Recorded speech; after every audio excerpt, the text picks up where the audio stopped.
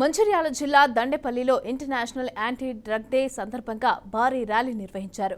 పోలీసులు, అన్ని వర్గాల ప్రజలు, విద్యార్థులు ప్రభుత్వ పాఠశాలల నుంచి బస్టాండ్ వరకు ప్లకార్డులతో ర్యాలీ నిర్వహించారు. ర్యాలీ అనంతరం డ్రగ్స్ నిర్మూలనపైన ప్రతిజ్ఞ చేశారు.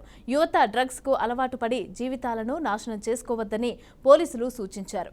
డ్రగ్స్ నిర్మూలన కోసం ప్రతి ఒక్కరు కూడా తమ వంతు సహాయ సహకారాలు అందించాలని విజ్ఞప్తి చేశారు. యువత ఈ రోజుల్లో డ్రగ్స్కు అడిక్ట్ అయ్యి వారి జీవితాన్ని నాశనం చేసుకుంటున్నారు. దాని మీద గవర్నమెంట్ కూడా చాలా చిత్తశుద్ధితో పనిచేస్తూ దాని సపరేట్ నార్కోటిక్ డ్రగ్స్ కంట్రోల్ ఏర్పాటు చేయడం జరిగింది. దానిలో భాగంగానే దాని మీద యాక్షన్స్ కూడా సీరియస్గా ఉంటున్నాయనే ఉద్దేశంతో అది కంట్రోల్ ఏర్పాటు చేయడం జరిగింది. దాని మీద కూడా సివియర్ యాక్షన్స్, సివియర్ చట్టాలు కూడా చేయడం జరిగింది.